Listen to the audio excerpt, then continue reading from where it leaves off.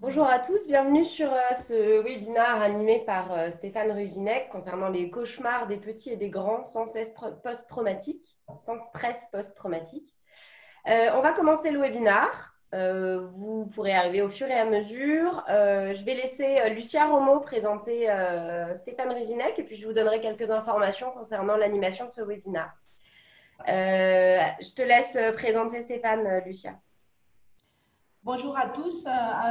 Donc, je suis Lucia Romo, enseignante en psychologie et psychologue à l'hôpital Sainte-Anne et j'ai le plaisir, l'immense plaisir de présenter Stéphane Ruzinec, qui est professeur de psychologie à l'Université de Lille, qui a été président de la FTCC, l'Association française de thérapie comportementale et cognitive, et qui est directeur de la commission d'enseignement de la FTCC. Donc, c'est quelqu'un qui est très engagé dans les thérapies cognitivo-comportementales. Et ces cycles de webinaires, ce sont des conférences en fait qui ont l'objectif de diffuser les thérapies cognitivo-comportementales, comment elles fonctionnent, quel est l'intérêt qu'on a en pratique clinique, en psychothérapie, d'utiliser ces modèles-là des psychothérapies.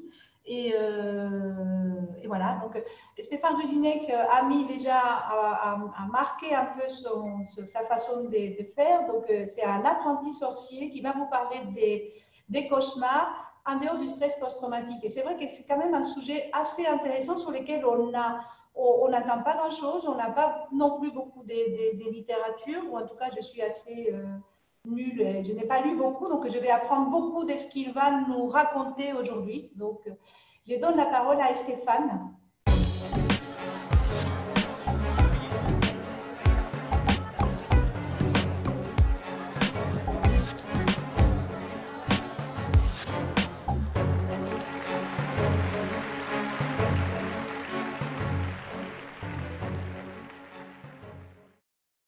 Eh ben, bonjour à tous, même si je ne vous vois pas. C'est quand même un petit peu stressant de faire les choses comme ça, mais on va les faire comme ça. Alors donc aujourd'hui, je viens vous parler des cauchemars des petits et des grands sans stress post-traumatique. Et d'abord, si… Oh mince. Excusez-moi, c'est ça. Hop, aussi faire. Clac. Partons sur un avant-propos. Une chose que je veux préciser, c'est que… Hop, si ça s'intitule Cauchemar des petits et des grands sans stress traumatique, au départ, le titre était beaucoup plus long, mais on m'a interdit de mettre mon titre en entier. Donc, pour que vous ne vous sentiez pas un petit peu floué par rapport à ce que je vais présenter, le titre entier, c'était Retour sur un protocole jamais testé expérimentalement et que si ça se trouve ne fonctionne même pas, sauf quand c'est moi qui le fais parce que j'enfume les patients. Mais il y a quand même une base de réflexion de thérapie cognitive et comportementale, pseudo-scientifique, parce qu'il ne faut pas déconner non plus. Donc, tout ça pour dire qu'en fait, aujourd'hui, je vais juste vous présenter quelque chose qui n'est pas validé expérimentalement, qui est une autre façon d'approcher la problématique des cauchemars, parce que je vous expliquerai qu'en fait, ils sont plus ou moins toujours approchés de la même chose, et qui peut peut-être aider certains, dans certains cas, surtout avec les enfants, quand il y a des cauchemars qui ne sont pas directement liés à un événement traumatisant et qui ne sont pas obligatoirement toujours récurrents sur les thèmes, etc. Mais je vais vous l'expliquer pour la suite. Alors, toujours dans les avant-propos, un petit truc, c'est que, en gros, je vais essayer de ne pas vous mettre trop de théories à l'intérieur et trop d'auteurs, etc. Mais en tout cas, si vous voulez avoir une meilleure vision, si ça vous intéresse, vous avez un très bon article de Rangad et Hodket en 2019 dans le journal de thérapie cognitive et comportementale, qui est le journal de l'Association française de thérapie cognitive et comportementale. Donc, est-ce que quelqu'un peut me dire pourquoi à chaque fois apparaît les sondages sur mon écran? C'est embêtant, mais c'est pas grave. Qui a été écrit par Charles-Édouard Rangad et Marc Hodket, que je vous présente ici. Charles-Édouard Rangad, toujours aussi beau, et Marc Hodket aussi. Donc, et dans cet article que vous trouverez de 2019, il y a une reprise un petit peu de toutes les méta-analyses qui ont pu être faites sur les thérapies des cauchemars et quelques éléments très intéressants au niveau théorique. Vous aurez déjà une très bonne vision de ce que ça a pu être les recherches sur les cauchemars, rien qu'avec cet article. Alors, je reprendrai régulièrement, je ne vais pas les reciter à chaque fois, mais je reprendrai régulièrement des choses que vous pourrez trouver dans cet article et des choses que vous pourrez trouver dans d'autres articles. Là, je préciserai un petit peu plus les sources théoriques. Pour commencer, parce qu'il faut bien commencer, d'abord, définissons les cauchemars.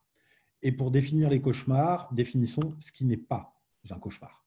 Donc, ce qui n'est pas un cauchemar, c'est vivre avec quelqu'un qui connaît les répliques de Titanic par cœur. Ce n'est pas un cauchemar. C'est extrêmement difficile à vivre, mais ce n'est pas un cauchemar.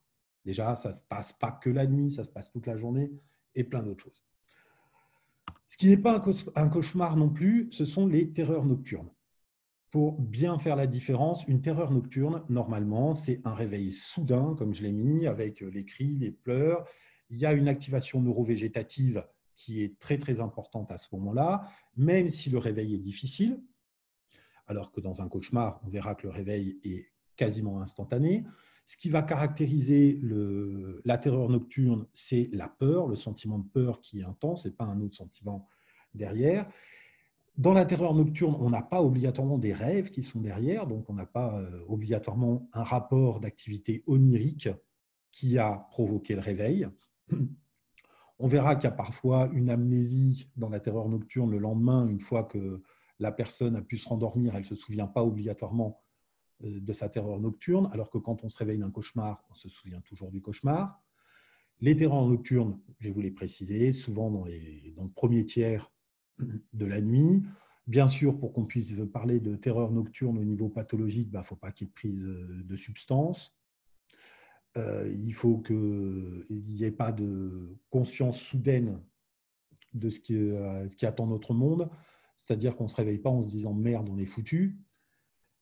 Et autre chose qui n'est pas un cauchemar, encore une fois, c'est le mauvais rêve, parce que le mauvais rêve ne réveille pas, et que pour qu'il y ait un cauchemar, il faut qu'il y ait un réveil. Ce n'est pas juste un souvenir de « j'ai fait un cauchemar ». Dans ces cas-là, ce n'est pas un cauchemar, c'est un mauvais rêve, et c'est considéré autrement. Et puis, comme je l'ai dit, vivre avec quelqu'un qui connaît par cœur les répliques de Titanic n'est pas un cauchemar. Et moi, je change un peu mon truc. Alors, continuons, par contre, sur la définition d'un cauchemar. Définition d'un cauchemar. Alors, d'abord, l'individu est pleinement éveillé dès son réveil. C'est-à-dire que quand on fait un cauchemar, à peine on se réveille, on est capable de parler, on est conscient, on a une conscience de ce qu'il y a autour de nous et on a la conscience d'avoir fait un cauchemar. Bien entendu, il ne faut pas que ce soit lié à une prise de substance ou une affection médicale générale. Il y a plein de choses de ce côté-là que vous pouvez imaginer, ou quand on prend certains produits et qu'on a abusé de certains produits, on peut faire des cauchemars juste sous l'effet de ces produits, et qui n'est pas une affection médicale générale. Affection médicale générale, celle qui est le plus liée au cauchemar, c'est toute maladie qui va provoquer de la fièvre. La fièvre provoque ce qu'on peut appeler des cauchemars. Donc, il ne faut pas que ce soit dû à ça, il faut vraiment qu'il n'y ait pas d'autres problèmes que le cauchemar. Parfois, par contre, le cauchemar, c'est quand même une prise de conscience de ce qui attend notre monde après le coronavirus et après le confinement. Mais ça, on y reviendra. Le cauchemar, comme c'est un cauchemar, c'est un réveil après une séquence onirique qui généralement est assez longue. On a l'impression d'avoir rêvé un scénario entier et qui se termine mal à un point qu'il y a tellement d'anxiété, où on se sent tellement terrifié dans notre activité onirique que le réveil est obligatoire et qu'on ne peut pas faire autrement que se réveiller. Vous voyez à peu près ce que c'est, je pense que vous avez quasiment tous fait des cauchemars. Les thèmes des cauchemars sont souvent le danger physique ou le danger psychologique imminent. Je risque d'être fou, je risque d'être attaqué, je risque d'être en échec, je risque de mourir. On va me forcer à regarder le film Titanic. Ça, c'est des trucs qui font cauchemar. Parfois, c'est issu d'événements réels et traumatiques. Même souvent, c'est issu d'événements réels et traumatiques. Mais ce n'est pas une obligation. Ça peut être juste une autre activité. On peut bien sûr faire des cauchemars plusieurs fois dans la nuit et ils peuvent être multiples à l'intérieur des thèmes. Dans une même nuit, on peut faire des cauchemars sur plusieurs thèmes. Ça dépend si on a vraiment un trouble du cauchemar. Et en tout cas, on peut faire plusieurs cauchemars dans la même nuit, même si c'est un cauchemar récurrent. Ce qu'il faut savoir, c'est que les cauchemars se passent presque toujours en sommeil paradoxal, contrairement d'ailleurs aux terreurs nocturnes qui peuvent se passer à peu près à n'importe quel stade du sommeil. Mais les cauchemars, c'est généralement en sommeil paradoxal. Et ce qui est important, ce qui va noter le cauchemar et ce qui va nous intéresser beaucoup en fait, dans ce que peut être un cauchemar, c'est qu'il y a une persistance de l'anxiété malgré le réveil. C'est que quand on se réveille d'un cauchemar, on est anxieux, on est terrifié, et que ce sentiment d'anxiété et ce sentiment de terreur peut durer un long moment après le réveil. Et il va y avoir d'autres choses derrière, la peur de se rendormir, la peur que les choses soient vraies, etc., qui vont venir en fait nous embêter à ce moment-là au réveil du cauchemar, comme je viens de le dire. Ce qu'on va considérer comme pathologique au niveau des cauchemars, pour qu'un des cauchemars soient pathologiques, parce qu'en fait, chacun de nous fait des cauchemars régulièrement, normalement, mais ce qu'on va considérer comme pathologique, en fait, c'est quand les cauchemars sont récurrents. C'est-à-dire que les cauchemars durent depuis plusieurs semaines. Alors, il n'y a pas obligatoirement une norme exacte en disant il faut qu'il y ait plus de 3 ou 4 ou 5 semaines pour pouvoir dire que c'est des cauchemars pathologiques, mais des cauchemars sur 1 ou 2 journées ne sont jamais considérés comme pathologiques. Généralement, on va dire qu'il faut dépasser au moins 1 semaine, voire 2 semaines, pour qu'un cauchemar soit considéré comme pathologique. Pour qu'on puisse parler de pathologie des cauchemars aussi, tout ça est repris du DSM, au cas où, et de la CIM, des beaux manuels qui nous expliquent ce que sont les pathologies.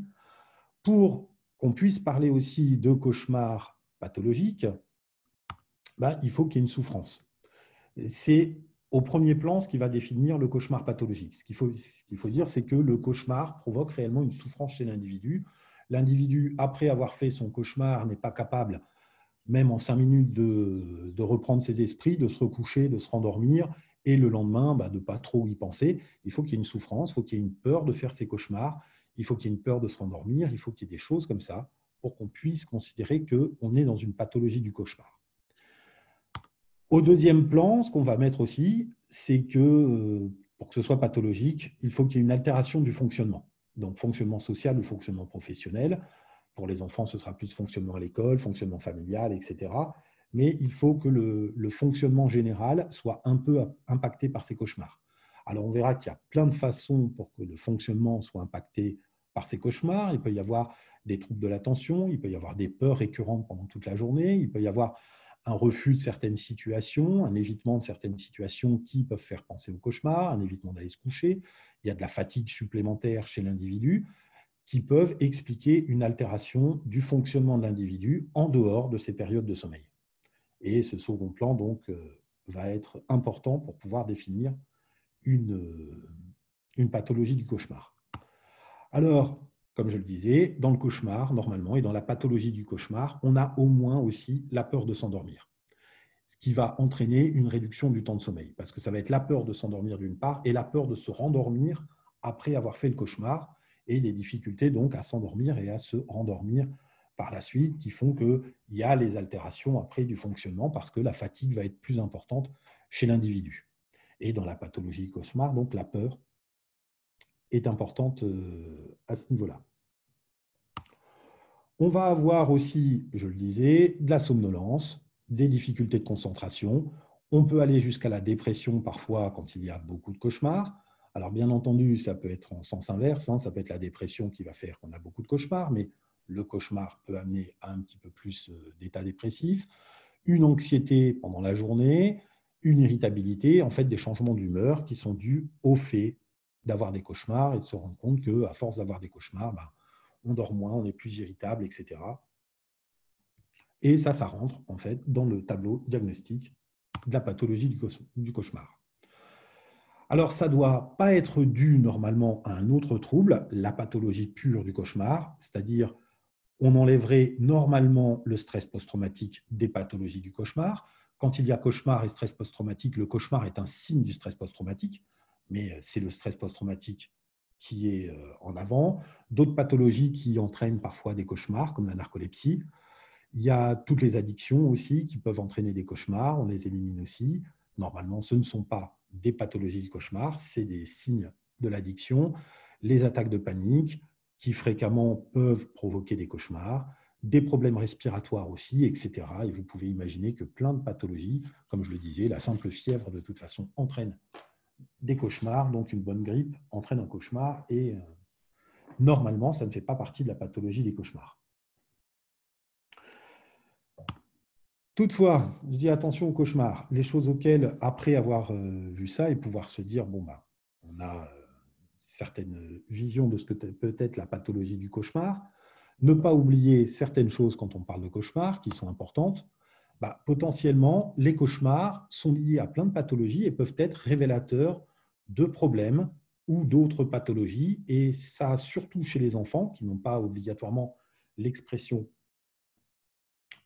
d'autres pathologies ou veulent se taire sur certains problèmes. On peut avoir des cauchemars qui deviennent récurrents quand l'enfant, par exemple, va être harcelé à l'école et il va avoir du mal à parler de son harcèlement. Par contre, les cauchemars, il ne va pas pouvoir les cacher. Donc, il peut y avoir des choses comme ça. En fait, une vie stressante, une vie anxiogène va provoquer des cauchemars. Toujours se demander, quand on voit des patients avec des cauchemars, est-ce qu'il n'y a pas d'autres problèmes derrière? Est-ce qu'il n'y aurait pas une autre pathologie? Les cauchemars sont souvent liés, quand il y a des cauchemars, ils peuvent être liés aussi à des troubles de l'attention.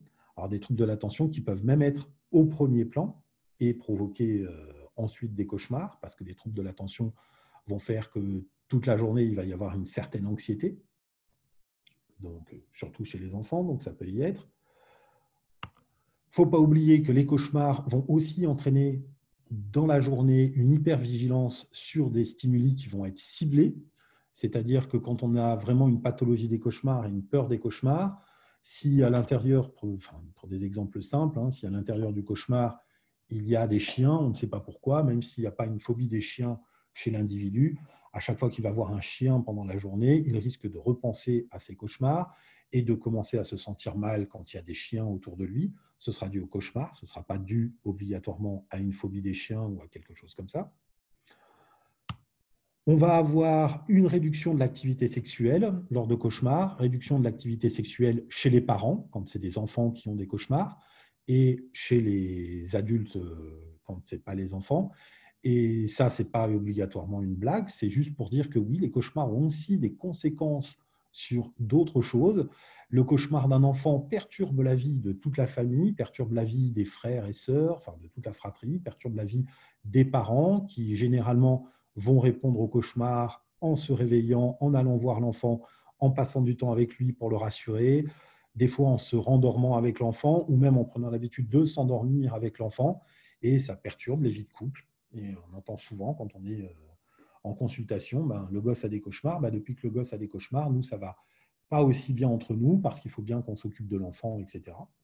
Donc, c'est l'une des conséquences aussi. Il faut y faire attention. Les cauchemars entraînent une vision négative de la vie en général.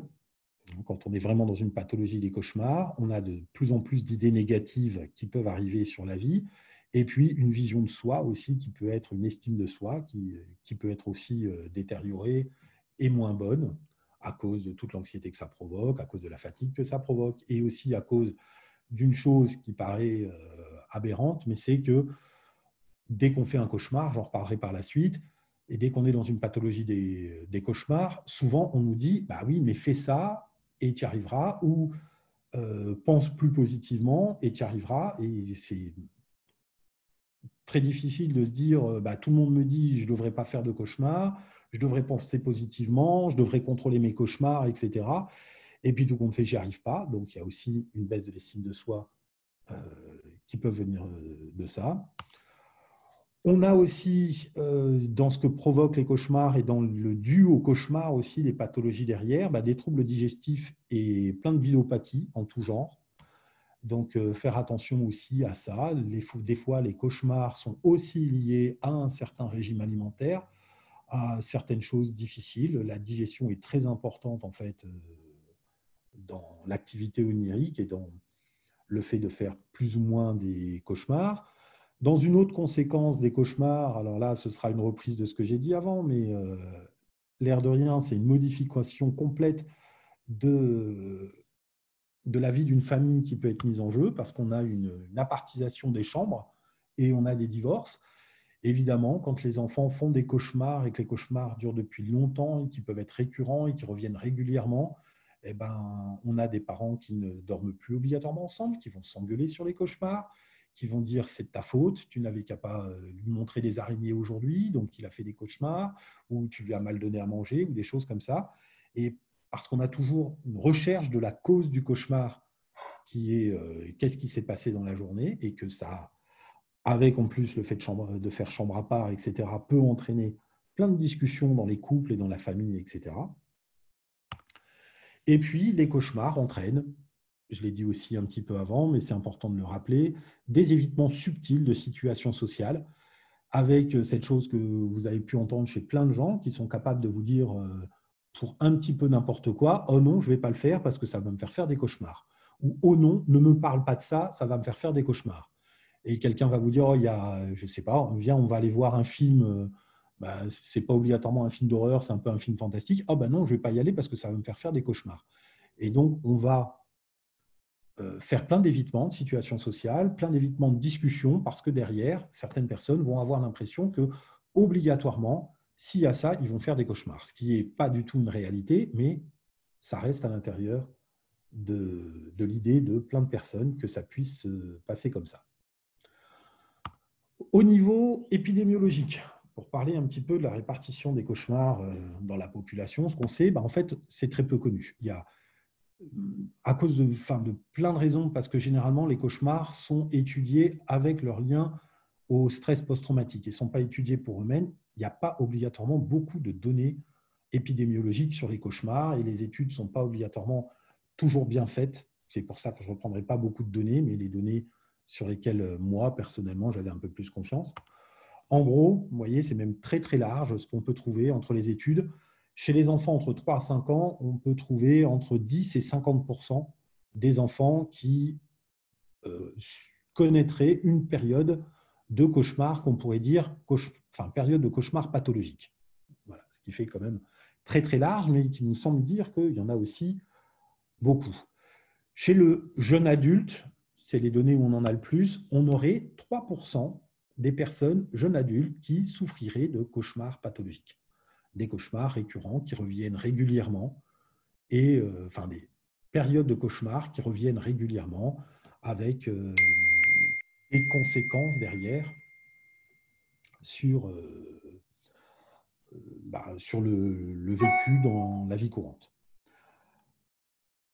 On a aussi, dans ce qu'on sait, c'est qu'on a aussi une prévalence des cauchemars plutôt chez les femmes. On a, selon les études, entre 2 et 4 femmes pour un homme qui font des cauchemars. Je ne pourrais pas vous expliquer pourquoi, mais c'est plutôt comme ça. De manière générale, un truc sur les épidémiologies plutôt positif, c'est que l'évolution spontanée, elle est longue pour les cauchemars, mais elle est plutôt positive. Si on laisse aller un cauchemar assez longtemps, que quelqu'un ne fait rien, les cauchemars semblent disparaître spontanément, mais ça peut être sur plusieurs mois ou même une année qu'on voit disparaître les cauchemars, même si à un moment, ils ont été réellement dans une pathologie du cauchemar. On pourra dire que sur la vie entière, quand on fait, certaines études montrent que sur la vie entière, on pourrait dire qu'au moins 50% d'entre nous a souffert de périodes de cauchemars pathologiques, généralement suite à un événement traumatisant, un décès, un accident ou autre chose de ce type-là. Donc, on serait quand même assez nombreux à avoir eu des périodes de cauchemars pathologiques. Voilà. Par contre, il n'y a pas de grande différence avec l'âge. Pas de grande différence dans l'expression du cauchemar. Il y a une différence, les enfants feraient plus de cauchemars que les adultes, mais il n'y a pas de différence dans l'expression. C'est à peu près la même chose quand on parle de cauchemar chez un enfant comme chez un adulte. Par contre, et ça ce sera un petit peu plus important pour moi, il y a des différences dans la valeur sociale qui est accordée au cauchemar. Et en fonction de la culture, le cauchemar n'est pas vu du tout de la même façon. Je reviendrai dessus. Mais il y a des cultures qui vont présenter le cauchemar comme nous on le fait, plutôt dans notre culture, ici en France, avec un trouble mental avéré, c'est-à-dire il y a des pathologies du cauchemar, il y a des cultures qui peuvent aller encore plus loin en disant mais si tu fais des cauchemars et selon les thèmes des cauchemars, c'est que tu es fou, c'est qu'il y a quelque chose qui ne va pas, etc., etc. Et d'un autre côté, on a des cultures, je reviendrai un tout petit peu dessus après, donc, où le cauchemar est plutôt vécu comme une expérience spirituelle. Où le cauchemar, c'est pas être fou, c'est pas être malade, c'est même pas avoir des problèmes, c'est le cauchemar, c'est soit le corps qui indique quelque chose, soit la nature autour, soit un certain Dieu qui indique quelque chose, mais en tout cas, le cauchemar peut être vu comme une certaine expérience spirituelle, comme un voyage spirituel, et c'est pas quelque chose de fait qui est négatif. Même si la personne se réveille avec de l'anxiété, c'est pas obligatoirement, la suite n'est pas obligatoirement négative. Et comme je le dirais, ça pourra avoir un certain type d'intérêt. Alors, avant d'aller plus loin, pour préciser encore une petite chose pour moi, on va parler de deux types de cauchemars.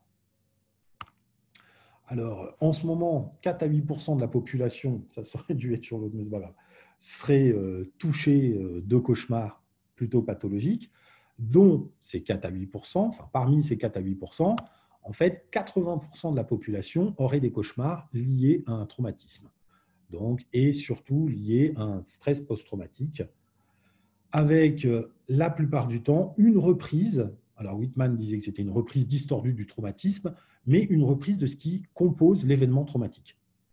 Si c'est un accident qui provoque vos cauchemars et que c'est suite à cet accident que vous commencez à en avoir, la plupart du temps, le thème des cauchemars, ce sera l'accident. Et si ce n'est pas de vivre des accidents, il y aura à l'intérieur du récit onirique qu'on va faire les circonstances de l'accident. Et généralement, je vais revenir après, ce sera plutôt quelque chose de récurrent. Toujours, je fais le même cauchemar, même s'il y a quelques petites différences, je fais le même cauchemar. Ce qui fait qu'en fait, si on a 80% liés à des stress post-traumatiques, ben, il nous reste 20% de cauchemars qu'on va appeler idiopathiques. Des cauchemars qui viennent directement de l'individu. Il n'y a pas obligatoirement de cause, de réponse dans les événements de vie, dans la façon de vivre, etc., dans les circonstances directement de vie, mais c'est vraiment la personne, enfin les cauchemars qui sont là, d'une manière plus ou moins spontanée chez la personne. Alors, ce qu'on va pouvoir dire de ces cauchemars idiopathiques, c'est ceux qui m'intéressent le plus aujourd'hui. Les thèmes sont beaucoup plus variés et on a parfois une récurrence des thèmes, mais on n'a pas obligatoirement la récurrence des thèmes. C'est-à-dire que la personne peut faire des cauchemars et les cauchemars d'un jour à l'autre peuvent avoir des thèmes complètement différents parce qu'ils ne vont pas être liés obligatoirement à un événement. Le tout, c'est qu'il y a des cauchemars. Voilà. Et même la plupart du temps, on verra que dans les cauchemars idiopathiques, le rêve se déroule bien et c'est juste la fin qui d'un seul coup devient cauchemardesque. Alors que dans les cauchemars plus liés au stress post-traumatique, dès le départ, les rapports peuvent être « j'étais anxieux déjà dans mon rêve ». Alors pour les cauchemars idiopathiques, comme je le disais, les récits oniriques peuvent être très très variés et peuvent être très construits sur différents thèmes. Ça reprend des événements de vie aussi, souvent, des trucs qui ont été vécus dans la journée ou d'autres choses qu'on connaît, mais ça peut reprendre des événements de vie, mais des événements de vie qui n'ont pas été obligatoirement traumatisants et qui ne seront pas…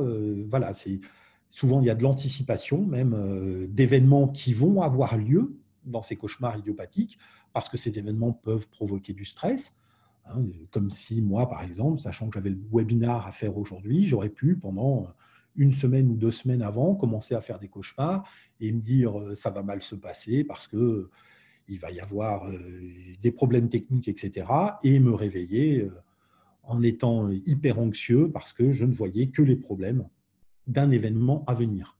Mais ce n'est pas obligatoirement l'événement passé, c'est plus quelque chose d'idiopathique et donc quelque chose qui peut être lié à mon anxiété générale par rapport à des événements. Ça peut être aussi autre chose pour les cauchemars, comme je le disais juste avant. Mais j'ai oublié de vous mettre le petit truc. Donc, souvent, on a quand même des anticipations anxieuses de ce qui peut nous arriver dans la vie, de ce qu'il va y avoir. Quand c'est idiopathique, on va rêver de notre vie plus tard en se disant tiens, ça ne va pas être terrible. On va rêver de ce qui va arriver à nos enfants s'ils partent en vacances et on va rêver d'accidents qu'ils peuvent avoir, des choses comme ça. Quand on est sujet au cauchemar, c'est plus ça qui va faire l'idiopathie du cauchemar. Alors, passons à ce qui vous intéresse sûrement le plus après avoir fait la petite description de ce que peuvent être les cauchemars. En fait, c'est la psychothérapie ou les psychothérapies des cauchemars. En gros, ce qu'on peut en dire, c'est qu'il y a des choses qui ont été faites, comme il y a plein de médicaments, souvent des anxiolytiques qui sont donnés pour les cauchemars. Ça peut fonctionner, mais les psychothérapies sont au moins aussi efficaces que les médicaments, voire plus efficaces. Alors, pourquoi? Parce que, et puis je n'irai pas plus loin sur les médicaments, c'est juste la réponse, ce n'est pas trop mon intérêt aujourd'hui. Mais ce qui va améliorer, en fait, quand on fait des psychothérapies, ce qui va faire qu'elles vont être efficaces, c'est parce que de toute manière, on améliore la qualité du sommeil, parce que la qualité du sommeil est détériorée quand on fait des cauchemars, et on va beaucoup s'axer sur une amélioration de la qualité du sommeil. On va faire en sorte qu'il y ait une baisse des répercussions du cauchemar sur le reste de la vie, et ça va être aussi le point positif qu'on va chercher quand on fait de la psychothérapie. On va chercher aussi à augmenter l'estime de soi des personnes. Comme je l'ai dit, elles peuvent perdre de l'estime de soi.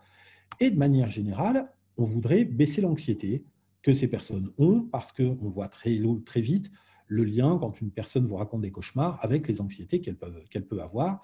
Alors, une anxiété générale, une anxiété multiple, etc. Sauf que si c'est un trouble anxieux qui provoque le cauchemar, c'est plus directement idiopathique. Mais même en aidant le cauchemar, on aide en fait à gérer les autres troubles anxieux. Et de manière générale, donc, c'est un petit peu ça qu'on va chercher quand on fait de la psychothérapie des cauchemars. Enfin, c'est ces lignes, ces buts qu'on va vouloir avoir.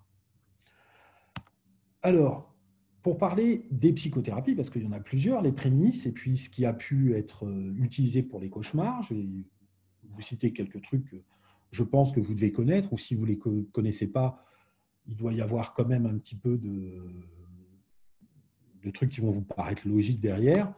On peut parler de Van Eden qui proposait de faire des rêves lucides. Alors, c'est inspiré, pour ceux que ça intéresserait, de la Gestalt-thérapie et du mouvement de la Gestalt de manière générale, et se persuader, en fait, qu'on va pouvoir modifier la fin d'un rêve, quand un rêve est cauchemardesque sur la fin, en se persuadant de plein de manières, en se disant qu'on peut rentrer dans son rêve, un petit peu comme quand on regarde Inception, et qu'on peut avoir une certaine conscience de soi à l'intérieur du rêve, se persuader de l'avoir. On doit pouvoir modifier le rêve à l'intérieur et surtout modifier la fin qui devient cauchemardesque et qui provoque le réveil. Quelques résultats qui ont été donnés. Ce n'est pas obligatoirement des mauvaises idées de faire ça, mais pas les meilleurs résultats qu'on puisse avoir. L'air de rien aussi, l'interprétation psychanalytique des cauchemars donne aussi des résultats sur les cauchemars. En fait, donner un sens psychanalytique ou donner un sens au cauchemar, tout simplement, va pouvoir réduire l'impact du cauchemar. Parce que l'individu, il est dit en psychanalyse plutôt que l'individu va faire accepter en fait le sens du cauchemar par sa conscience et que ça peut changer les choses. On a des reports de cas où en faisant une interprétation, en faisant comprendre que si la personne rêve, je ne sais pas, de serpent, c'est peut-être parce que à l'intérieur du serpent, il y a un symbole, je ne me moque pas en disant ça, hein, il y a un symbole phallique et qu'il y a peut-être tel truc qui est derrière le symbole phallique. La personne, comprenant tout ça, en fait, réfléchit à son cauchemar et on a pu avoir des effets de réfléchir sur son cauchemar et donc de faire de l'interprétation comme c'était proposé un petit peu plus en psychanalyse. On a d'autres choses que vous devez connaître aussi, comme les autosuggestions. Dans les années 70, il y a eu plein d'études en fait, sur l'autosuggestion qui pouvaient être utiles sur les cauchemars. On sait par exemple que l'air de rien, les attrape-rêves, ça fonctionne. Ça ne fonctionne pas obligatoirement très bien, mais ça fonctionne chez certains individus. Mettre un attrape-rêve, avoir un objet à côté de son lit qui va... Cet objet, on va se dire, il me rassure, je ne vais pas faire de cauchemars, il va enlever mes cauchemars, etc. Eh ben, ça a certains effets sur les cauchemars et on pourrait voir une tendance à la diminution de la fréquence des cauchemars.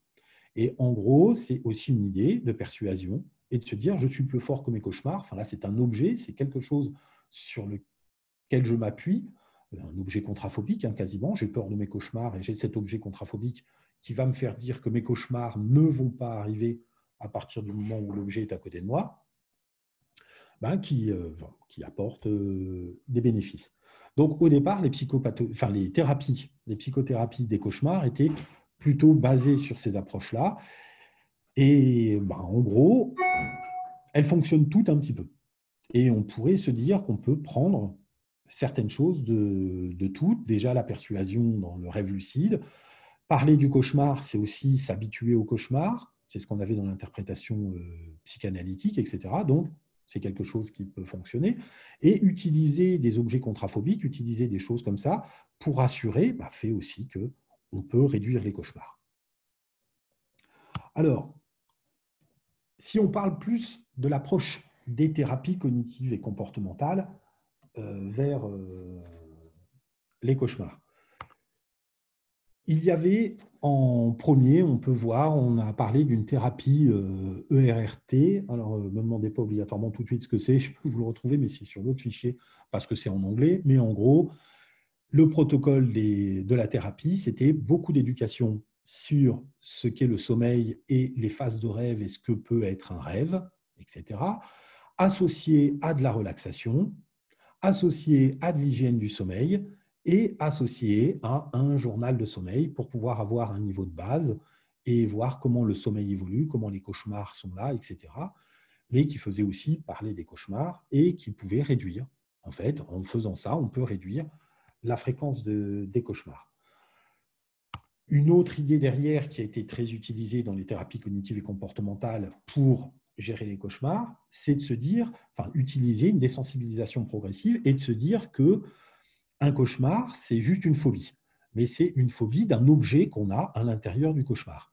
Donc, qu'est-ce qu'on peut faire? On peut découper le cauchemar en scénarios différents, quand on a un cauchemar et une idée ou un thème récurrent à l'intérieur du cauchemar, mettre les individus pendant qu'ils sont réveillés sous relaxation et les exposer progressivement, de manière croissante, à des scénarios ou à des parties de scénarios qu'ils ont évoqués pendant leur cauchemar, de plus en plus anxiogènes, pour qu'ils puissent à un moment, sous relaxation, donc pas dans un état anxieux, puisqu'on a l'inhibition réciproque de la relaxation qui fait que quand on est sous relaxation, on n'est pas anxieux, mais aussi dans un état un petit peu modifié de conscience, comme le sommeil est un état un petit peu modifié de conscience, et même la phase paradoxale. Donc, dans ces conditions, se confronter directement au scénario du cauchemar afin de lui faire perdre une grande partie de sa valeur anxiogène. Et en gros, l'idée, c'est l'exposition à des stimuli anxiogènes qui sont contenus dans les cauchemars et à la limite, imaginer qu'on pouvait, et on peut le faire, se dire que si dans mon cauchemar, je vois beaucoup d'éléphants, par exemple, et j'ai des cauchemars avec des éléphants qui viennent m'écraser, et dans ces cas-là, je peux aussi me dire, je vais aller au zoo et je vais m'exposer à des éléphants, même si je n'ai pas directement une phobie des éléphants. En tout cas, je vais aller voir cet objet qui me fait peur à l'intérieur de mon cauchemar pour m'habituer et pour faire une habituation, une désensibilisation, une exposition. Pour les termes comme cela, peu importe, c'est pas ce qui va nous intéresser le plus là, mais à un certain stimuli que je peux extirper de mon cauchemar. Et on avait aussi, et on parle beaucoup aussi en TCC, de la restructuration cognitive. Alors, c'est l'idée de Beck, la restructuration cognitive, mais c'est aussi l'idée de Beck d'utiliser la restructuration cognitive pour les cauchemars, parce que Beck a pu dire que les rêves et les cauchemars, en fait, ne sont qu'une expression onirique de nos schémas, de l'interprétation qu'on fait de notre environnement vis-à-vis de nos schémas cognitifs, et qu'on voit dans l'expression des cauchemars, dans la difficulté que peuvent amener les cauchemars, l'anxiété que ça peut amener, en fait, nos schémas qui seraient derrière. Alors, ça revient sur un petit peu de vision psychanalytique aussi, mais peu importe, c'est ce qui est donné. Donc, on a, au niveau des TCC, c'est un petit peu plus les idées sur les exercices de thérapie cognitive et comportementale qu'on connaît un petit peu mieux et une façon de voir les cauchemars qui peut nous amener à des prises en charge relativement efficaces. Alors, ce qu'il faut savoir, c'est que ces thérapies, la plupart du temps, sont axées sur le stress post-traumatique et considérées comme efficaces pour tous les autres cauchemars, même si elles sont axées sur les stress post-traumatiques. Et on a des thérapies qui ont pu se développer par rapport à ça, des thérapies qu'on va appeler RIM, PRIM. Alors, je vous mets tout de suite derrière. En fait, c'est des traitements par répétition d'imagerie mentale. On nous en a parlé à la FTCC lors du congrès de 2016. Et Haidt, Oudia et Daoust qui nous en ont parlé et qui ont parlé d'un des protocoles qui proposaient de répétition par imagerie mentale, où l'idée, la grande idée, alors là je vous ai mis quelques petits trucs, mais la grande idée c'est d'avoir des protocoles où on a de la psychoéducation, on va faire beaucoup de restructuration cognitive pour limiter l'anxiété des gens, et on va exposer à des contenus d'imagerie plutôt positifs du cauchemar, c'est-à-dire qu'on travaille sur l'imagerie onirique et on prend le cauchemar, on fait un récit du cauchemar comme il est, et on essaye de changer un détail d'abord à l'intérieur du cauchemar, qui va rendre le cauchemar un petit peu plus positif, et on va régulièrement parler de ce détail et s'exposer à ce détail, etc., pour qu'il y ait une perte de ce qui est directement le cauchemar. Enfin, vous comprenez. Donc, on a un cauchemar cible, on modifie le scénario, on fait des répétitions, il faut que ce soit d'un autre scénario avec cette petite modification, 5 minutes maximum, il ne faut pas qu'il soit très long le scénario, et on répète régulièrement dans la journée. En gros et en vrac, on a ça un petit peu partout. C'est ce qui serait même le plus efficace. Alors, c'est reprises de premières thérapies déjà proposées dans les années 78 par Marxen, puis qui ont été reprises en 93 par Cracoven, qui va nous dire qu'en fait, les thérapies les plus efficaces, c'est des thérapies par répétition d'images. En fait, on réécrit régulièrement le scénario originel du cauchemar, on modifie quelques détails pour essayer d'arriver à la fin à un scénario qui soit beaucoup plus neutre, voire positif, et on fait des répétitions du scénario en imagination pendant qu'on est éveillé, et on attend que ça change les choses quand on dort. Et en gros, les études montrent que c'est plus efficace, même que quand on fait de la relaxation, c'est plus efficace que juste les enregistrements. Je ne vous en ai pas trop parlé, mais juste le fait de noter son cauchemar après. En fait, on a un taux d'efficacité quand on utilise des thérapies comme celle-ci qui peut être très important. Et certaines études vont aller jusqu'à montrer 80% d'amélioration en utilisant ces techniques. Alors, vous me direz, 80%, c'est bien, c'est déjà énorme d'utiliser ces techniques. Alors, pourquoi en faire d'autres? Parce qu'il y a un mais. Et quel mais? Et pourquoi proposer autre chose? Parce qu'il reste quand même 20%. Et donc, ces 20%, on peut peut-être essayer de se dire, quand ça ne marche pas, on peut peut-être essayer autre chose. C'est ce qu'on se dit souvent en TCC, quand ça ne marche pas, essayons autre chose. On verra bien ce que ça donne. Aussi parce que la plupart du temps, ça a été testé, ça a été créé pour des cauchemars qui sont en lien avec des stress post-traumatiques. Et quasiment toutes les études sur les cauchemars, parce que c'est un des trucs importants dans le stress post-traumatique, et réduire les cauchemars est aussi très important, c'est axé sur les stress post-traumatiques. Mais dans les stress post-traumatiques, on a un scénario récurrent, la plupart du temps, alors qu'on n'a pas obligatoirement dans la pathologie du cauchemar un scénario récurrent. Ça peut être plein de scénarios différents. Parce qu'il n'y a pas de cauchemar multiforme obligatoirement dans un stress post-traumatique.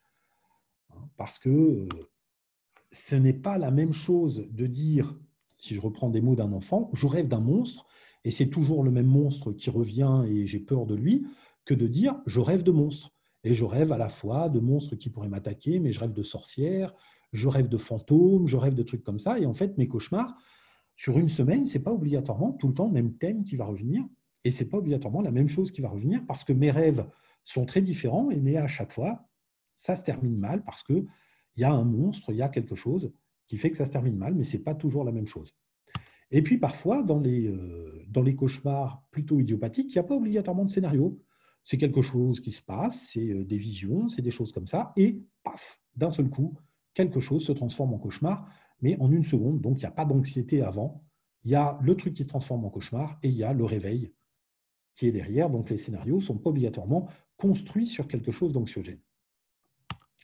Et puis, parce que les techniques ne sont pas obligatoirement toujours faciles pour les enfants, aussi pour le fait que des enfants peuvent ils peuvent faire le récit, ce n'est pas obligatoirement facile, s'exposer non plus à des choses négatives, mais aussi les enfants peuvent sortir de certains cauchemars parce qu'on va leur apprendre à sortir de certains cauchemars grâce à ces techniques, mais tout compte fait, un mois ou deux après, repartir sur d'autres cauchemars parce que ce n'était pas le même scénario. Et même s'ils ont appris la technique, ils vont devoir refaire à chaque fois, pour chaque cauchemar, pour chaque chose, ils vont devoir repartir là-dessus et refaire en fait tout le protocole de soins. Et puis, parce qu'il y a une question là que je n'ai pas mise, mais qui est là, c'est que chez les enfants aussi, alors pas chez les adultes la plupart du temps, mais chez les enfants, il y a d'autres questions qui sont derrière, c'est est-ce que ça existe? Et cette question est très importante chez les enfants les plus jeunes, c'est est-ce que ça existe? Je rêve de fantômes, je rêve de monstres et tout, mais est-ce que ça existe? Et ils auront cette question-là aussi, et cette question, il faut y répondre à un moment, d'une manière ou d'une autre, mais pas en disant ça n'existe pas, je vous expliquerai un petit peu par la suite. Alors, si on part sur d'autres idées, quelles autres idées on peut avoir? Il y a plein de choses qui semblent fonctionner. En gros, parce que quand on aurait une certaine croyance, enfin qu'on croit qu'on peut avoir un certain contrôle sur le cauchemar, ça pourrait peut-être marcher. On l'a vu pour plein de techniques, comme les attrape-rêves, l'autosuggestion était là-dedans, l'interprétation aussi dont j'ai parlé, psychanalytique, était là-dedans, et les rescénarisations dont je viens de parler fonctionnent aussi là-dessus, sur le fait que j'ai une croyance que je peux contrôler certaines choses dans mes rêves. Donc ça, il faut peut-être le garder. Mais il y a d'autres choses qui étaient intéressantes. Comme je vous le disais, dans certaines cultures qui sont plus animistes, plus totémistes, plus analogistes aussi, les cauchemars, en fait, ne sont pas des problèmes. Et les gens ne vivent pas du tout les cauchemars de la même façon et n'ont pas du tout les réactions aux cauchemars de la même façon que, j'allais dire, nous, occidentaux, on peut avoir par rapport aux cauchemars. Et en gros, souvent, on a une idée qui est, si on a fait un cauchemar, si on a fait un rêve qui se transforme en cauchemar, c'est parce qu'il y a une raison. Et il faut chercher à l'intérieur du cauchemar, il faut lui donner une signification, mais pas obligatoirement plutôt psychanalytique. Il faut lui donner une signification sur notre état, sur pourquoi on est comme ça. Est-ce que notre corps, notre âme, notre spiritualité, etc., veut nous prévenir de quelque chose, veut nous dire quelque chose? Est-ce que ce n'est pas un lien avec quelque chose? Et dans ces cultures, on va l'avoir beaucoup. Le cauchemar, donc, apporte quelque chose. Et parfois, le cauchemar est même vu comme quelque chose de très positif. Si j'ai fait un cauchemar qui parle de tel animal ou de tel dieu ou de tel truc, c'est qu'il y a autre chose qui me parle. Et ce cauchemar est en fait positif. Ce n'est pas quelque chose de négatif, même si je me suis réveillé en étant anxieux pendant la journée, je ne garde pas l'anxiété de faire le cauchemar.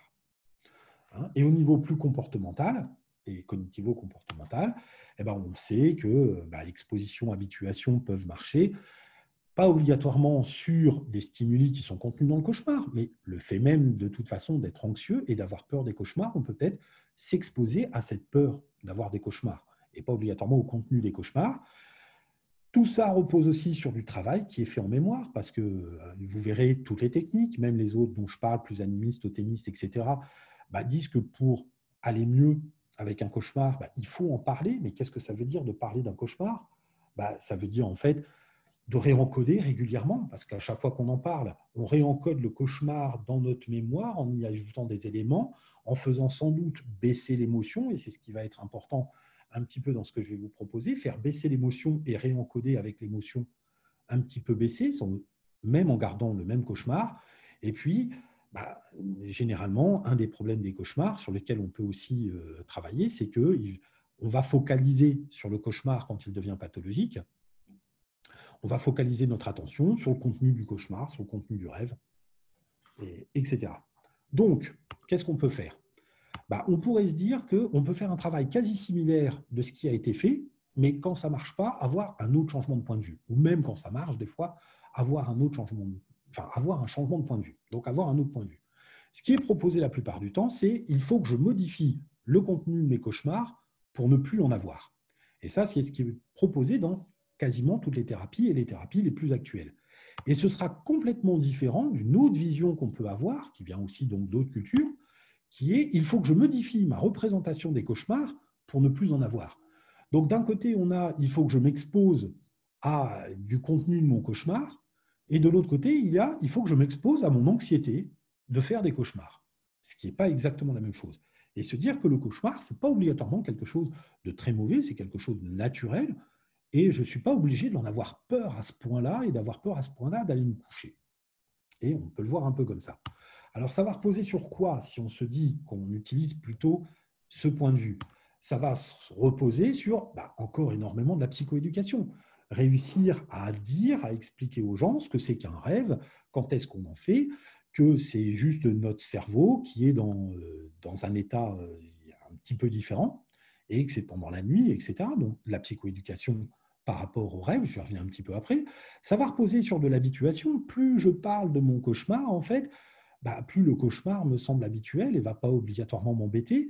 Et plutôt que d'avoir des réflexes de je ne vais pas en parler, non, parlons-en justement, et n'en parlons pas obligatoirement de manière modifiée.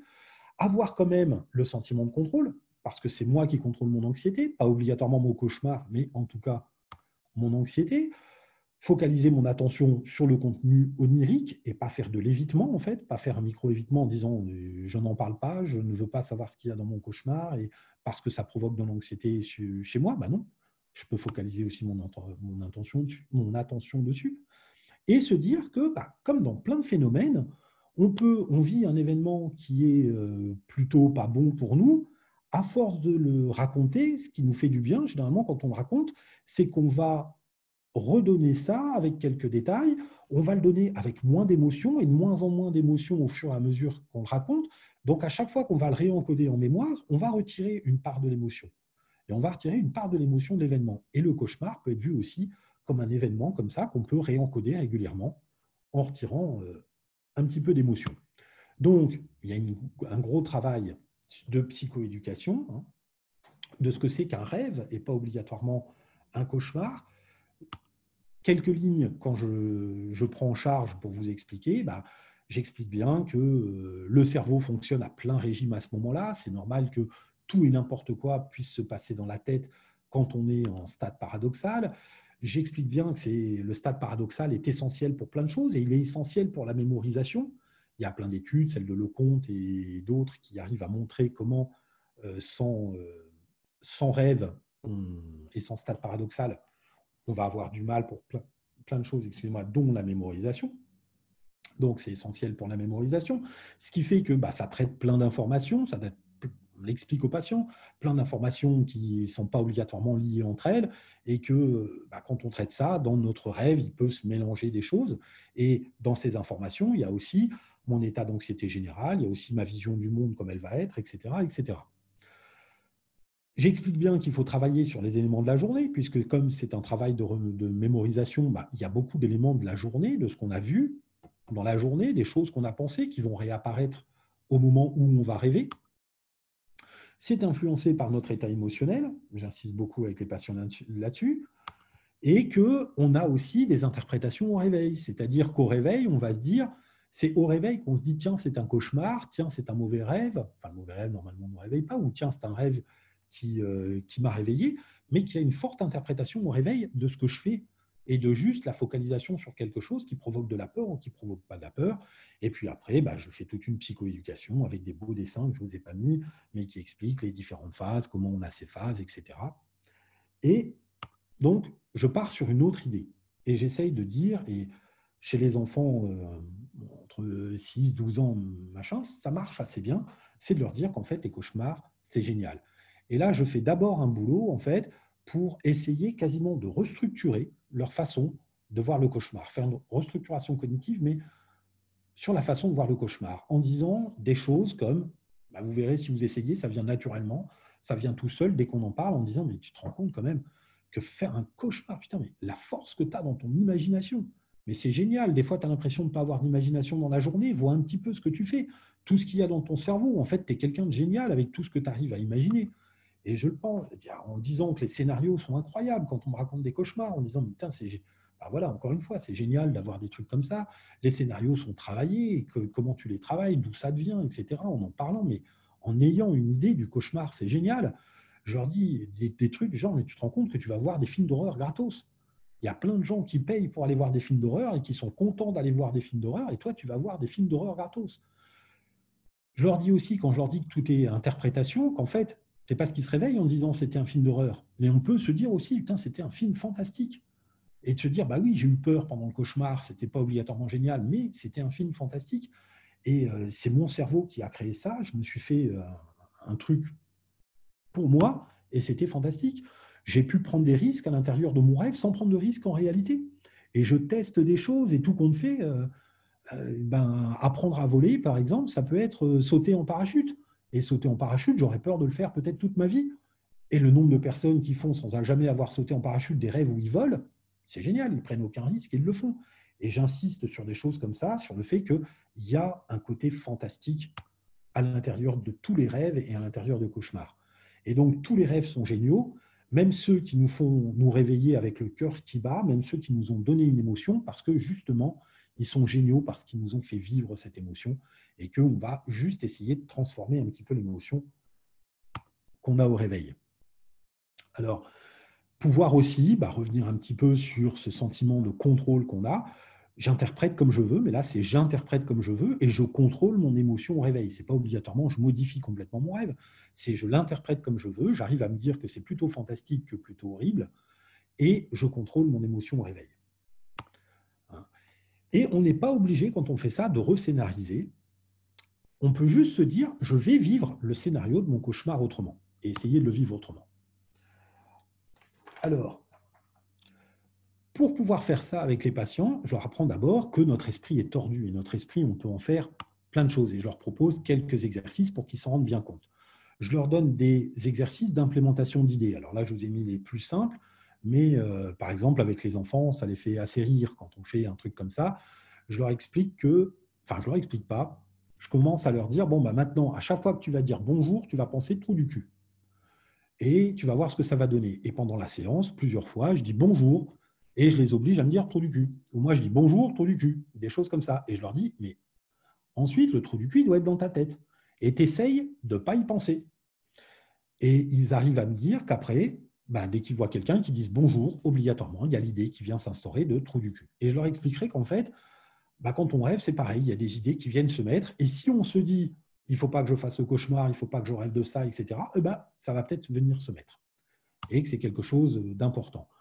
Je leur explique aussi ce que c'est que diriger son attention vers quelque chose. Là, un petit exercice, mais il y en a plein d'autres, petit exercice qui peut être, demain, tu vas voir, autour de toi, il y aura plein de chiffres 7, parce que de toute façon, le chiffre 7 a de l'importance, on le sait très bien, il y a 7 jours dans la semaine, il y a 7 nains avec Blanche-Neige, il y a 7 mercenaires, 7 samouraïs, etc. Et le chiffre 7, demain, va avoir de l'importance. Et vous comprenez que on s'aperçoit facilement que si on tourne son attention sur quelque chose, obligatoirement, ça va avoir de l'importance et qu'on va repérer des chiffres 7. Alors, on peut le faire avec d'autres choses. On peut le dire, et si tu changes de voiture, tu vas voir que c'est toujours la même voiture que tu vois dans la rue, alors qu'avant, tu ne la voyais pas. Ou si on demande de porter leur attention sur les femmes qui sont enceintes, et dans la rue, on voit plein de femmes enceintes et on a l'impression qu'il y en a beaucoup plus que d'habitude, etc. Donc, je leur montre comme ça. Et je leur explique que tout ça, ça peut être un effet qui fait que si on focalise sur l'idée de faire des cauchemars, etc., oui, on va plutôt facilement faire des cauchemars. Et pas étonnant que nos rêves soient étranges à cause de tout ça. Et si quelque chose me trotte dans la tête, il y a de fortes chances pour que j'en rêve. Et il y a des études qui le montrent d'ailleurs qu'on peut faire trotter des choses dans la tête et qu'il y aura des rêves dessus. Et même quand ce qui me trotte dans la tête, c'est justement de rêver. Et je n'ai pas envie de rêver. Si je me dis que je n'ai pas envie de rêver, c'est un petit peu comme ne pense pas à l'ours blanc. Je vais peut-être me mettre à rêver un petit peu plus. En gros, j'essaye de changer les choses, mais un petit peu autrement. Je vous explique. D'ordinaire, une analyse fonctionnelle, donc c'est ce qu'on fait en TCC, pour commencer une thérapie cognitive et comportementale, on fait une analyse fonctionnelle. Les premières analyses fonctionnelles du cauchemar donnent à peu près tout le temps ça, c'est-à-dire en gros, j'ai peur de faire des cauchemars, qui donne je fais un cauchemar, qui fait que je me réveille dans un état très négatif, j'appelle autour de moi, surtout quand je suis un enfant, mais même quand je suis un adulte, et quelqu'un vient me rassurer, et on me rassure beaucoup, et on me fait « mais non, tu vas voir, c'est pas grave, ça n'existe pas, etc. Mais tu vas t'en remettre, tu vas redormir serein. » Donc, on me parle toujours en négatif du cauchemar, ce qui fait que quoi qu'il arrive, je continue à avoir peur des cauchemars parce qu'on m'en parle en négatif. Et j'ai peur de pouvoir faire des cauchemars parce que je sais ce que ça provoque sur moi. Et si la prochaine diapo veut bien s'afficher, hop, en fait, la plupart du temps, non, je vais quand même revenir sur la dernière, la plupart du temps, donc, ce qu'on fait, c'est qu'on essaye de casser quelque part ici en mettant « je vais changer, modifier le scénario de mon rêve et de mon cauchemar », ce qui fait que ce ne sera plus tout à fait un cauchemar. On peut voir l'analyse fonctionnelle un petit peu autrement et se dire que ce qu'on voudrait atteindre, pour à la place d'avoir un cercle vicieux, avoir un cercle vertueux, qui serait en fait, je veux faire des rêves fantastiques. On me dit que c'est fantastique, je dois m'habituer au fait que c'est fantastique et je peux faire des rêves fantastiques. Dans ces cas-là, quand je vais faire un cauchemar, je vais pouvoir me réveiller en disant « Putain, c'est génial, quoi. Je suis anxieux, je suis mal, je me sens mal, mais c'est génial ce que j'ai fait. J'ai fait un rêve qui est au-delà de ce que je pouvais espérer. » Et puis, je vais me réveiller donc super excité, surtout que les gens vont quand même venir me voir, ou je vais le faire, et je vais raconter les choses en me disant « Ce qui s'est passé, c'est que j'ai fait un cauchemar, mais ce n'est pas important l'anxiété que j'ai eue. Ce qui est important, c'est tout ce qui était génial. Et même le fait que j'ai eu de l'anxiété, c'était génial. Parce que j'ai vécu cette anxiété alors que rien ne m'arrivait. Et que mon corps a pu vivre cette anxiété. Ça m'a sûrement libéré d'autre chose. Ça m'a fait du bien pour autre chose. Et dire aux gens autour, et ça j'insiste sur les parents quand c'est avec les parents quand c'est des enfants, il faut dire que c'est génial, raconte-moi les détails. Et insister et pas rassurer en disant mais non, tu ne vas plus en faire, en disant mais putain, l'imagination que tu as, qu'est-ce que tu as vu à l'intérieur, qu'est-ce qu'il peut y avoir. Alors je suis d'accord, c'est dur à faire parce que la pire des choses qui puissent nous arriver, c'est que quelqu'un nous raconte ses rêves, et en particulier ses cauchemars. Mais on peut avoir ça quand même et se dire on va se focaliser plutôt sur le fait d'essayer d'atteindre quelque chose qui ressemble à ça.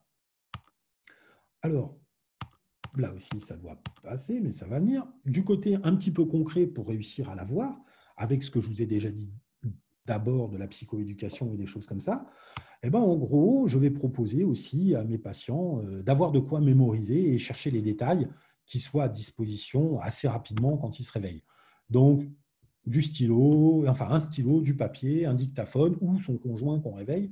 Ce n'est pas obligatoirement ce qui va aider les couples, mais pouvoir mémoriser, pouvoir vite en parler d'une manière ou d'une autre et donner rapidement des détails et surtout orienter en fait les détails qu'on va donner, donc avoir une liste de questions qu'on se met en tête et orienter les choses avec quelle est mon émotion et comment je ressens cette émotion, comment ça peut être même bien d'avoir cette émotion, même si c'est une émotion négative, etc.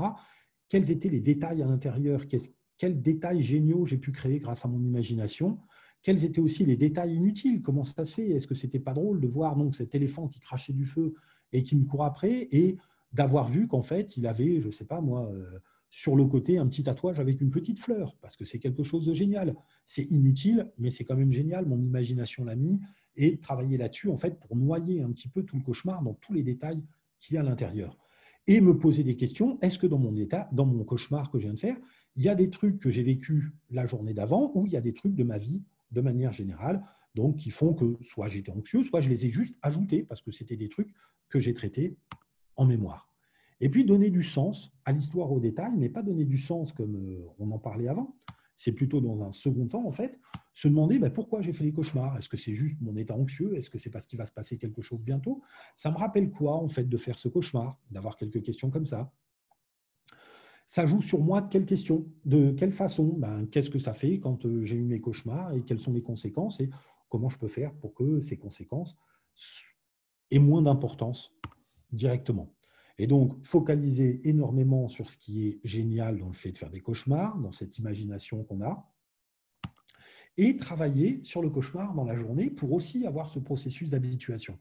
Mais pas obligatoirement pour une rescénarisation, comme je le dis, mais juste pour un processus d'habituation qui va permettre un réencodage régulier du scénario en enlevant de l'émotion du scénario, qui va faire que quand on va se réveiller du prochain cauchemar, on va avoir quand même un petit peu moins d'émotion derrière. Donc, comment je le raconte? Essayer d'apprendre à nos patients à raconter leur cauchemar en insistant sur des détails, mais c'est génial de rêver ça plutôt que d'insister juste sur la peur qu'ils ont eue et d'insister sur l'angoisse qu'ils ont à l'intérieur du cauchemar et de ne donner aucun détail, de ne donner rien, de juste parler de leur angoisse. Là, parler du cauchemar réellement. Et d'essayer de se dire, mais qu'est-ce qui pourrait être un bon cauchemar? Derrière, un bon cauchemar, c'est ça, c'est réussir à en parler avec des choses géniales. Alors, en plus, quelques petits trucs que je dis à mes patients aussi, l'idée, c'est quand même de se dire, je me couche avec la volonté de me confronter à moi-même. Je vais faire des cauchemars, je vais en apprendre sur moi-même, très bien, les cauchemars, c'est moi de toute façon, et ce n'est pas obligatoirement quelque chose de négatif. Donc, je me dis que je peux contrôler le réveil, je peux ajouter des détails à l'intérieur, c'est possible, les autres techniques le montrent, parce qu'en fait, je suis juste une machine à rêver, donc une fois que je maîtrise les choses, mais surtout, je vais pouvoir bien vivre le réveil. Mais à la limite, je peux contrôler le réveil. Je leur propose d'avoir un objet au pied de leur lit ou sur leur table de chevet pour le saisir dès le réveil. En fait, là, c'est pour défocaliser leur attention et de l'émotion qu'ils sont en train de vivre, en leur disant, dès que vous faites un cauchemar, dès que vous vous réveillez, vous saisissez ça. Alors, la plupart du temps, c'est le stylo et le papier, ou le dictaphone pour raconter, ou c'est je réveille mon conjoint, ou quelque chose comme ça. Mais sinon, juste un objet contraphobique. On a vu que ça pouvait marcher, donc je le rajoute aussi. Et en cas de réveil, saisir l'objet permet de détourner l'attention pour directement se concentrer sur qu'est-ce que c'était le cauchemar et comment je le vis et avoir un petit peu moins d'émotion par rapport à ça.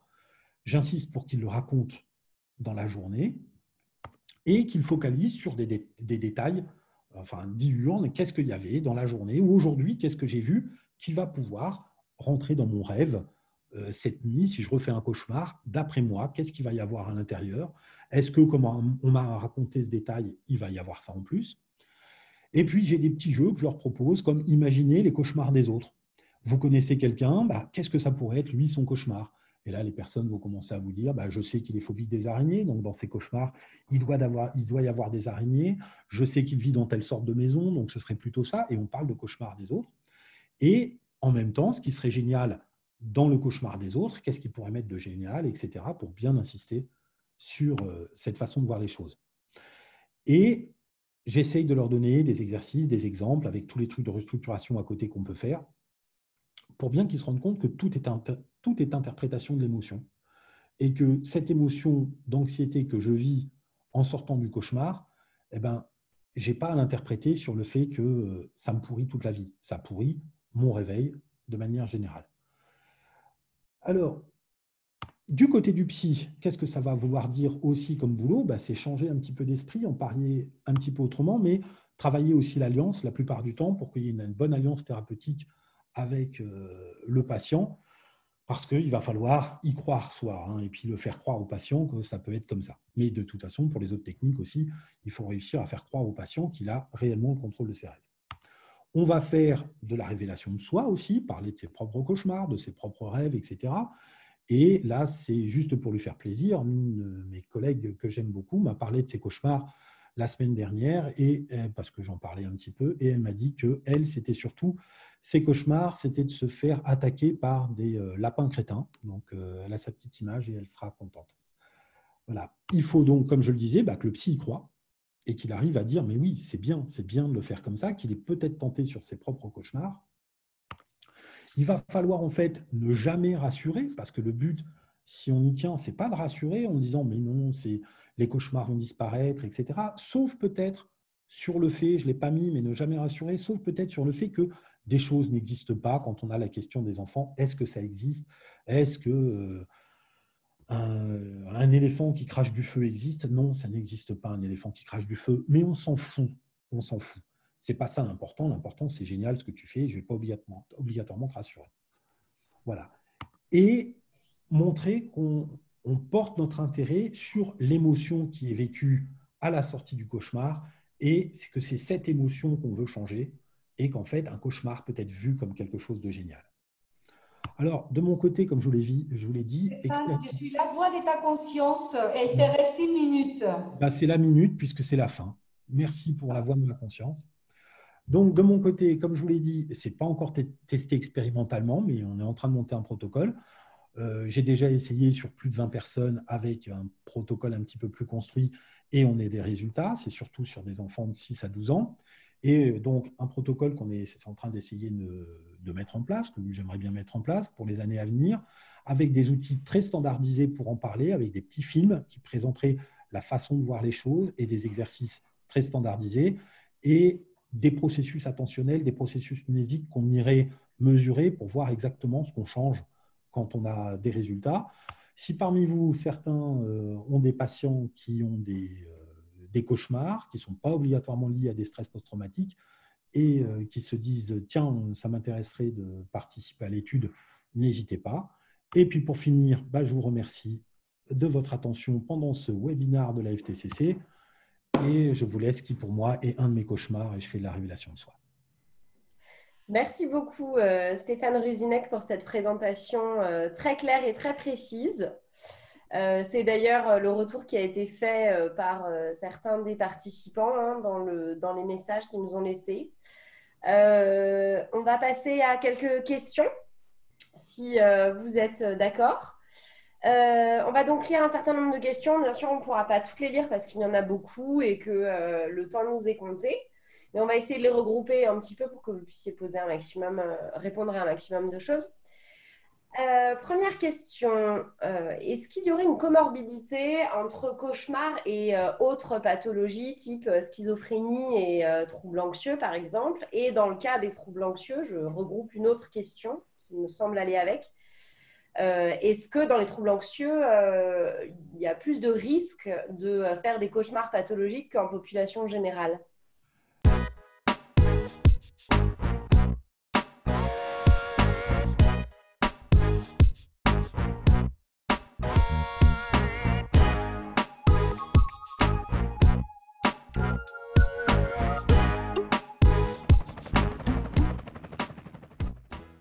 Alors, la question m'embête un peu, c'est par rapport à comorbidité. C'est-à-dire que dans les troubles anxieux, quand il va y avoir des cauchemars, on va considérer que les cauchemars sont des signes du trouble anxieux et qu'on n'est pas dans une pathologie du cauchemar.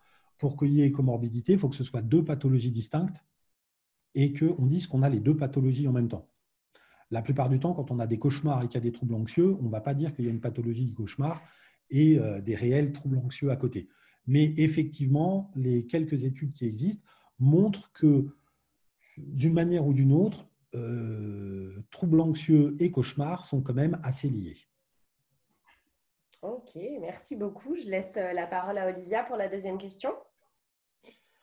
Oui, une autre question. Y a-t-il plus de cauchemars chez les personnes souffrant de douleurs chroniques? Alors, pour répondre, en fait, je vais me figer à l'écran. Et voilà. J'en ai aucune idée. Sincèrement, je n'en ai aucune idée. Mais okay. Je suppose, sachant que... Enfin oui, j'allais dire peut-être. Mais franchement, j'en ai aucune idée. Ok, merci beaucoup. Une question un peu paradoxale. Est-ce que c'est pathologique, du coup, de ne pas faire de cauchemar? Non, je ne pense pas. Je ne pense pas que ce soit pathologique de ne pas faire de cauchemar. Je pense même qu'il y a énormément de gens qui ne font quasiment jamais de cauchemars et qui ne se réveillent jamais avec des cauchemars ou qui peuvent peut-être faire des cauchemars et avoir un micro-réveil derrière en ne se sentant pas très bien et puis ils ne s'en souviennent même pas le lendemain. Je pense que réellement, pour moi, ce qui est pathologique, ce n'est même pas le rêve, le cauchemar, etc. Parce qu'il y a une interprétation réelle. Quand on lit certains textes que j'ai été lire sur les cultures animistes, totémistes, etc., c'est vraiment une interprétation de ce qui se passe. Et je pense que le cauchemar devient énormément cauchemar au réveil parce qu'on y met quelque chose d'anxiogène derrière et qu'on se refuse à se dire c'est un rêve comme tous les autres qui m'a activé énormément. Et que c'est plutôt ça. Mais il y a plein de gens qui ne font pas de cauchemars ou s'ils en font, ce n'est pas réellement des cauchemars comme je les ai décrits parce qu'ils voient les choses autrement. Mais je pense que non, ce n'est pas pathologique de ne pas faire de cauchemars. Alors, une autre question. Contrairement aux rêves, les cauchemars sont-ils toujours mémorables pour le sujet ?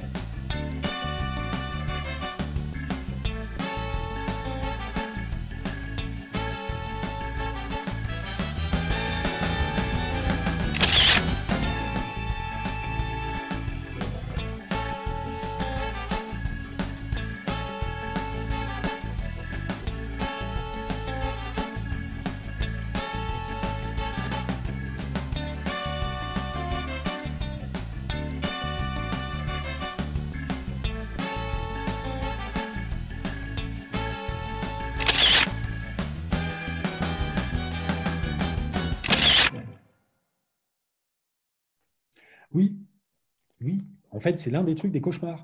C'est que, alors, après, il faut faire parfois un petit peu d'effort pour se souvenir exactement de ce qu'il pouvait y avoir dans le cauchemar. Parce que des fois, quand on se réveille, on a juste la sensation de se sentir mal et d'avoir cette anxiété ou cette idée de terreur qu'on a.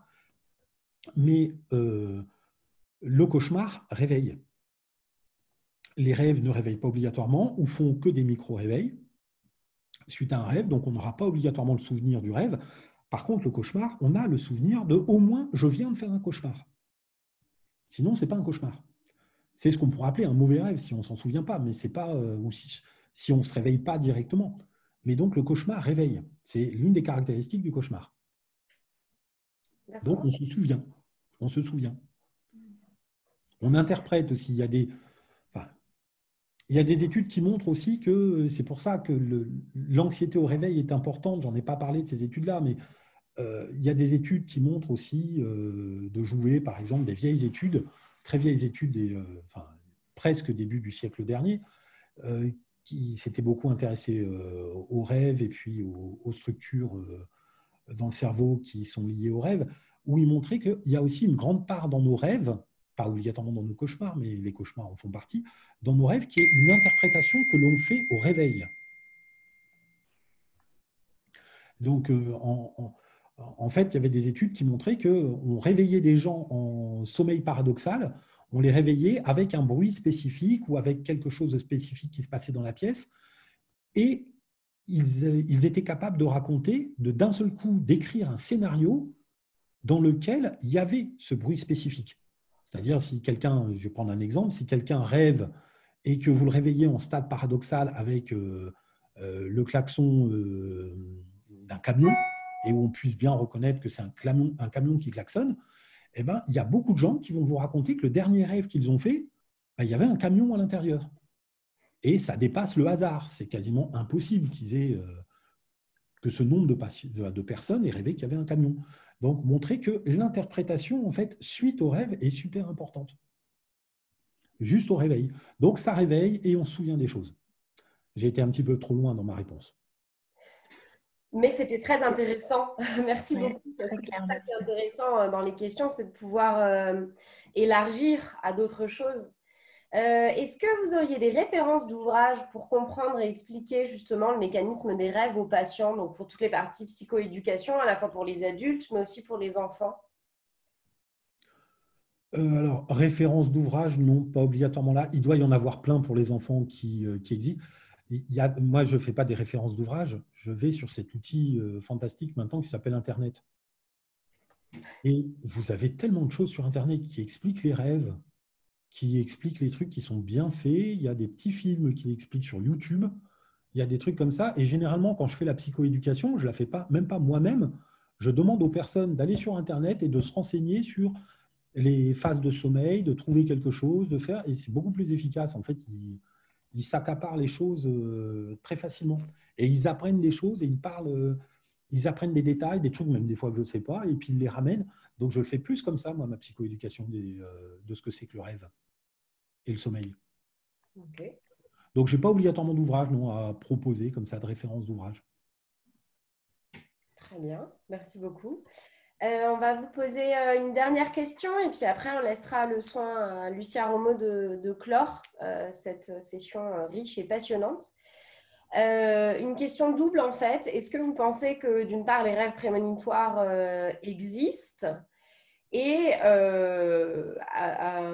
pour aller plus loin, est-ce que le fait d'avoir des rêves qui ressemblent à de la réalité et qui se répètent ne pourrait pas être justement un facteur de risque de développer un stress post-traumatique dans le cas d'un rêve sur la mort de quelqu'un, d'un proche par exemple? Ouais. Alors, à la première question, j'ai une réponse. Oui, les rêves prémonitoires existent. En fait, ce n'est pas des rêves prémonitoires, c'est juste que quand on fait des rêves et qu'on accorde de l'importance à nos rêves et qu'on se dit c'est prémonitoire, effectivement, on va avoir un petit peu comme pour toutes il faut que quelqu'un m'aide pour trouver le mot parce que je deviens vieux et ma mémoire fait prophétie autoréalisatrice. On va changer nos comportements. Et si des rêves prémonitoires peuvent donner des résultats, c'est parce qu'on change aussi nos comportements. Maintenant, ça c'est une chose, mais les rêves prémonitoires en soi n'existent pas, on est bien d'accord. On ne voit pas l'avenir dans les rêves. Mais on peut changer nos comportements à cause de ça. Et parfois, dans des rêves, on peut aussi se rendre compte de certaines choses. On peut, parce qu'on va mettre plusieurs éléments qui nous sont arrivés dans la journée, on va les mettre en lien dans le rêve et vous allez peut-être ne pas vous rendre compte que votre amie qui est venue passer la soirée avec vous, elle n'avait pas bu d'alcool. Et puis, elle avait fait attention à ce qu'elle mangeait. Et puis, elle vous a dit à un moment, le sport, j'en fais pas plus trop en ce moment. Et puis, ça ne vous aura pas marqué pendant la conversation. Et comme tout ça s'est enregistré pendant la nuit, vous allez peut-être rêver qu'elle est enceinte. Et puis, 3 semaines après, elle va vous dire « Ah, je suis enceinte ». Mais elle le savait déjà. Et c'est juste que vous avez vu des signes et que vous les avez interprétés plus tôt pendant votre rêve. Vous avez fait le lien entre eux plus tôt pendant votre rêve. Vous avez juste vu ça comme ça. Donc, dans ce sens-là, les rêves peuvent révéler certaines choses, mais pas dans un autre sens. L'avenir, ce serait trop beau si l'avenir était vu dans les rêves. Mais bon.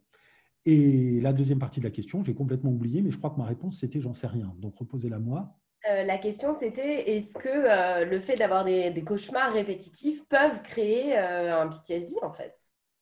Un stress post-traumatique, pardon. Non, ça ne va pas coller. En termes, je ne peux pas répondre oui, parce qu'en termes de pathologie, de signes de la pathologie et de description, le fait d'avoir des cauchemars ne peut pas être un événement qui sera pris directement dans les stress post-traumatiques. Les stress post-traumatiques vont être définis autrement, c'est pas ça.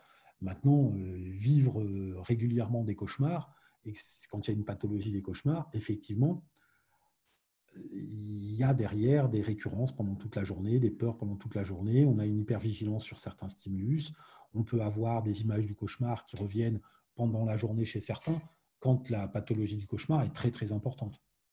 Et ça crée de l'anxiété. Ok, très bien. Merci beaucoup d'avoir répondu à toutes ces questions et je laisse la main à Lucia Romo pour clore ce webinaire. Et voilà, à vous, toi, Lucia.